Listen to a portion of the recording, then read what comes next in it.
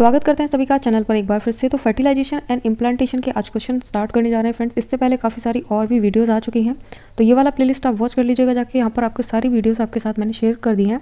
तो चलिए स्टार्ट करते हैं 96 से। अगर आप नए हैं बीएससी नर्सिंग की प्रिपरेशन कर रहे हैं तो ज़रूर से सब्सक्राइब करके बेल आइकन भी प्रेस कर दीजिएगा। चलिए स्टार्ट करते हैं अपना फर्टिलाइजेशन एंड इम्प्लांटेशन का फर्स्ट क्वेश्चन, यानी कि 96 से आपकी स्टार्टिंग है। Fertilisation is defined as the process by which, आप फर्टिलाइजेशन को किस प्रोसेस से यहाँ पर आप डिफाइन कर सकते हैं। तो यहाँ पर कुछ ऑप्शंस दे रखे हैं, जैसे a diploid spermatozoon unit with a haploid ovum to form a triploid zygote. Second आपका है a haploid spermatozoon unit with haploid ovum to form a diploid zygote. अब देखिए फ्रेंड्स, यहाँ पर जब कभी भी आपसे पूछा जाए कि आप किस तरीके से उस प्रोसेस को डिफाइन कर सकते हैं जो कि आपकी फर्टिलाइजेशन कहलाती है, तो जो स्पर्मेटोजोन्स होते हैं वो हैप्लॉयड इन नेचर होते हैं, आपके ओवम रहेंगे वो यहाँ पर रहेंगे हैप्लॉयड इन नेचर। जब हैप्लॉयड इन नेचर दोनों साथ का मिक्सचर होता है, यानी कि फ्यूजन होता है आपके स्पर्मेटोजोन के साथ में आपका ओवम, तो यहाँ पर जो डिप्लॉयड जाइगोट आपका फॉर्मेशन हो जाता है। ठीक है, तो यहाँ पर डिप्लॉयड जाइगोट का फॉर्मेशन होगा, उसी प्रोसेस को यहाँ पर आप फर्टिलाइजेशन में डिफाइन कर सकते हैं। तो आंसर आपका होगा B. Then question number 97। Question number 97. A reaction of granule content with the harden the zona pellucidea and ensure sure block of the polyspermy। अब आपसे पूछा है यहाँ पर फ्रेंड्स, एक रिएक्शन बताइए। यहाँ पर एक रिएक्शन होती है जिसे आप यहाँ पर ग्रेन्यूल कह रहे हैं। ठीक है, ग्रेन्यूल कंटेंट कहा है, उसके बाद में इससे भी एक हार्डन होता है कोई, जो कि यहाँ पर जोना पेलोसीडिया से भी हार्डन है। ठीक है, जो कि बताया गया है जोना पेलोसीडिया से भी एक हार्ड है, तो यहाँ पर एंश्योर करता है आपका ब्लॉक टू स्पर्मी। ठीक है, तो चलिए यहाँ पर थोड़ा सा पहले जानते हैं आपके ग्रेन्यूल के बारे में। यानी कि यहाँ पर होता क्या है कि जो यहाँ पर जब आपका प्लाज्मा मेम्ब्रेन और यहाँ पर आपका एग का फ्यूज़न हो रहा है। ठीक है, प्लाज्मा मेम्ब्रेन के साथ में जो एग है उसका फ्यूज़न हो रहा है, उसके बाद में एक एंजाइम रिलीज हुआ। देन जो एंजाइम होगा वो यहाँ पर जोना पेलोसीडिया से भी हार्डन होता है, और यहाँ पर हुआ क्या कि ये आप क्या शो कराएगा, यहाँ पर फंक्शन टू ब्लॉक पॉलीस्पर्मी का कराएगा। ठीक है, तो ये जो आंसर है आपका कॉर्टिकल रिएक्शन, इसीलिए इसको यहाँ पर कॉर्टिकल रिएक्शन के नाम से इसको रखा गया है। देन क्वेश्चन नंबर आपका 97 का बी आंसर राइट होगा। Then question 8, fill up the blank following paragraph by selecting the correct option. आपको ये पैराग्राफ दे रखा है फ्रेंड्स, इसको अच्छे से रीड करें, देन उसके बाद में आपको कुछ ऑप्शन के अकॉर्डिंग फिलअप करना है। तो चलिए थोड़ा सा इसको रीड कर लेते हैं। During copulation coitus semen is release by the penis into the vagina and called, इसको क्या कहते हैं, इंसेमिनेशन कहते हैं। ठीक है, इसको कहेंगे insemination. The ovum release by the ovary is transported to the ampullary region से जाती है। ठीक है, वेयर फर्टिलाइजेशन होता है आपका, वहाँ पर क्या एम्पुलरी रीजन में आपका क्या होगा, फर्टिलाइजेशन टेक प्लेस होगा।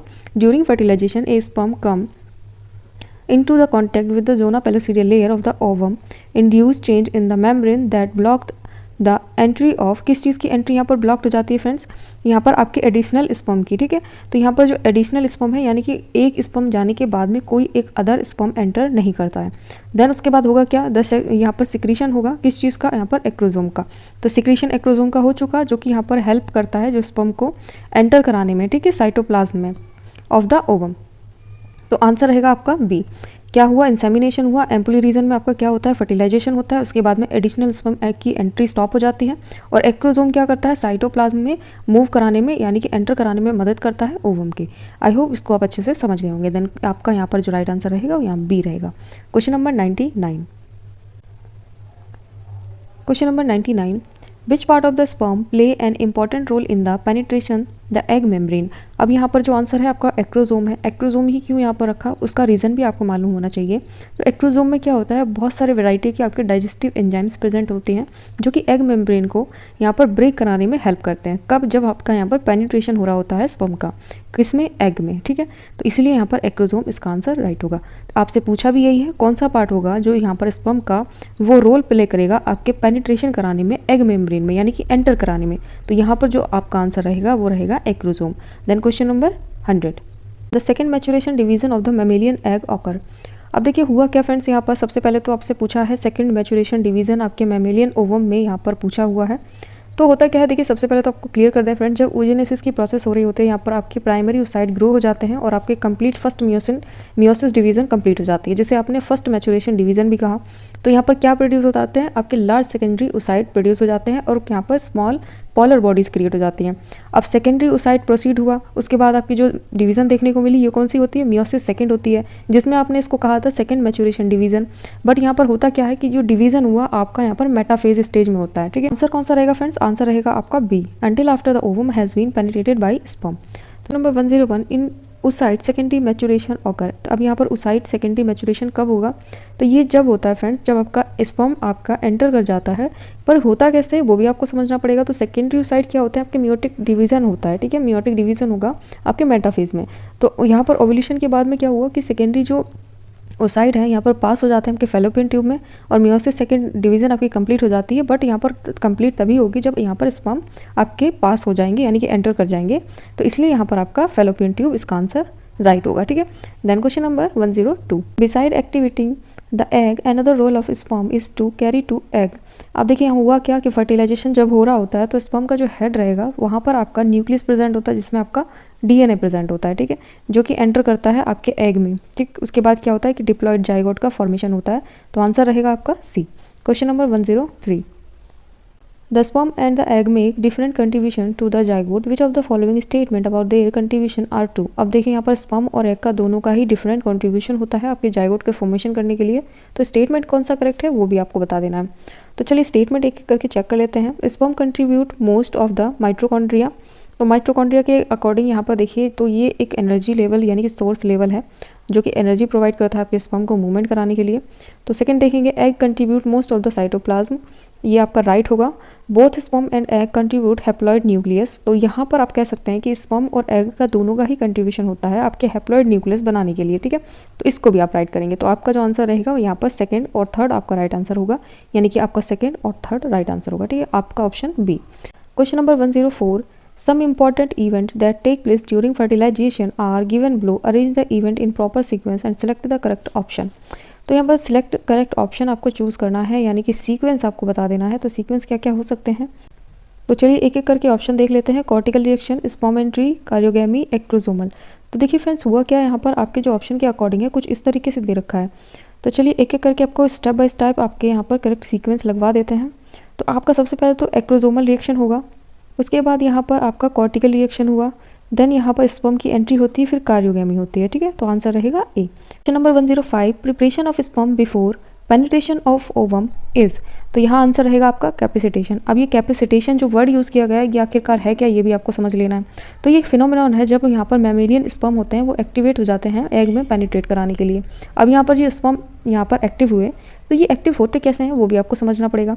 तो जो फीमेल आपका जेनाइटल ट्रैक है वहाँ पर आपको सिक्रीशन होता है एक रिमूवल कोटिंग सब्सटेंस का, जो कि डिपॉजिट हो जाता है स्पर्म के एक्रोसोम के आसपास सरफेस यानी कि सराउंडिंग में, ठीक है। तो इसके जो कंपेरिजन में रिजल्ट होता है तो यहाँ पर जो रिसेप्टर साइट होंगी एक्रोसोम में वे क्या होंगी, एक्सपोज हो जाएंगी और यहाँ पर वे एक्टिव हो जाती हैं, और एक्टिव होने के बाद में वो आगे की तरफ मूव करेंगी और यहाँ पर एग में पेनिट्रेट कराने के लिए बिल्कुल तैयार हो जाएंगी, एक्टिव हो जाएंगी। और इसी फिनोमिनॉन को यहाँ पर आपको क्या देते हैं, कैपेसिटेशन, ठीक है, यानी कि स्पर्म का एक्टिवेट होना ही यहाँ पर कैपेसिटेशन कहलाता है। तो आई होप आप इसको अच्छे से समझ गए होंगे। Then question number 106, question number 106, the sex of the these foetus will be decided at. अब यहाँ पर देखिए आपको सभी को पता होना चाहिए जो सेक्स होगा फीटस का वो टोटली डिपेंड होता है मेल गैमेट पे, ठीक है, क्योंकि यहाँ पर एक्स और वाई क्रोमोजोम होते हैं और फीमेल में ओनली एक्स क्रोमोजोम होते हैं। तो जब इनका फ्यूजन होता है तो उसके कंपेरिजन में जो रिजल्ट आएगा उसी के अकॉर्डिंग ही यहाँ पर मेल बनेगा या फीमेल बनेगा, ये डिसाइड करता है ओनली मेल गैमेट पर, ठीक है। तो आंसर रहेगा यहाँ पर fertilisation of male gamete. Then question number 107, what is true about the cleavage in the fertilise egg in human.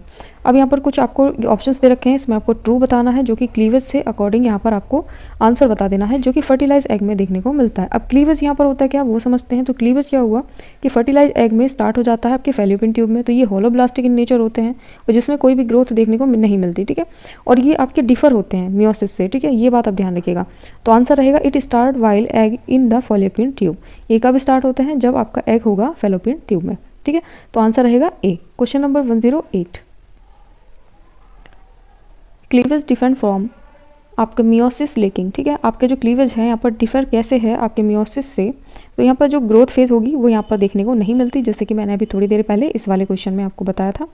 तो चलिए next question 109, the solid mass of 8 से लेकर के 16 सेल का सॉलिड मास है formed from zygote after successive meiotic division is called. यहाँ पर क्या इसको बोलेंगे, मोरुला, ठीक है, ये क्या कहलाता है, मोरुला कहलाता है। 8 से लेकर के 16 सेल जिसमें प्रेजेंट होती है उसको यहाँ पर मोरुला कहा जाता है, ठीक है। चलिए next question, given below are 4 statement 1 to 4 regarding embryonic development in human, ठीक है, आपको 4 स्टेटमेंट दे रखे हैं तो इसके अकॉर्डिंग आपको बता देना है। ये आपके 4 स्टेटमेंट है। तो यहाँ पर चलिए एक एक करके चेक कर लेते हैं। Cleavage division bring about considerable increase in the mass of protoplasm. Second, with more cleavage division the resultant blastomere become smaller and smaller. तो ये आपका राइट रहेगा, ठीक है। तो यहाँ पर होता क्या है कि क्लीवेज डिवीजन में इसके रिजल्टेंट में जो ब्लास्टोमर है वो स्मॉलर स्मॉलर होते हैं, ठीक है। तो उसके बाद देखिए द ब्लास्टोमर इन द यहाँ पर blastocyte are arrange into the 2 layer trophoblast and endometrium, ठीक है। उसके बाद हुआ क्या, यहाँ पर cleavage division resultant in the solid wall of the cell called morula, ठीक है। तो ये आपका रहेगा, तो क्लीवेज डिवीजन के अकॉर्डिंग यहाँ पर जो आपका सॉलिड वॉल सेल रहेगा उसको यहाँ पर मोरुला कहा जाता है। तो राइट आंसर होगा आपका 4 एंड आपका सेकेंड, यानी कि आपका बी आंसर आपका राइट होगा, ठीक है। यानी कि 110 का जो आंसर रहेगा सेकेंड और आपका 4th, यानी कि बी आंसर आपका राइट रहने वाला है। Then identify the human developmental stage shown as well as the right place of the occurrence in normal pregnant women and select the right option 2 together, ठीक है। तो यहाँ पर डेवलपमेंटल स्टेज दे रखी है आपकी, तो ये फिगर आपको शो कर रखा है। तो ये किस चीज़ का आपका फिगर है, तो ये आपका ब्लास्टोसाइट है आपके यूट्राइन वॉल में, ठीक है। आपका जो आंसर रहेगा यहाँ पर ब्लास्टोसाइट रहेगा। तो ये आफ्टर फर्टिलाइजेशन हुआ क्या, सिंगल सेल जाइगोट डेवलप हो जाता है आपकी मल्टी सेलुलर स्ट्रक्चर, जिसे आपने ब्लास्टोसाइट कहा। और ब्लास्टोसाइट क्या होते हैं, यहाँ पर आपके एंडोमेट्रियम से यहाँ पर क्या हो जाते हैं, अटैच्ड हो जाते हैं यूट्रस में और यहाँ पर इसको इम्प्लांट करवाने लगते हैं, ठीक है। तो यहाँ पर आंसर रहेगा आपका सी। देन क्वेश्चन नंबर 112 स्टेटमेंट दे रखे हैं। स्टेटमेंट के अकॉर्डिंग चलिए देख लेते हैं कौन कौन से स्टेटमेंट है। Up to morular stage the यहाँ पर cell divide without any increase in size, zona pellucida remain intact till cleavage is complete. Answer रहेगा आपका बोथ, दोनों ही करेक्ट रहेंगे। क्यों, क्योंकि यहाँ पर देखिए जब मोरुला स्टेज होती है तो यहाँ पर जो आपको डिवीजन देखने को मिलता है विदाउट किसी भी इंक्रीजमेंट साइज़ के देखने को मिलता है, ठीक है। अभी जैसे कि पहले पता कि साइज़ का इंक्रीजमेंट नहीं होता है, साइज़ क्या रहेगा, सेम ही रहता है।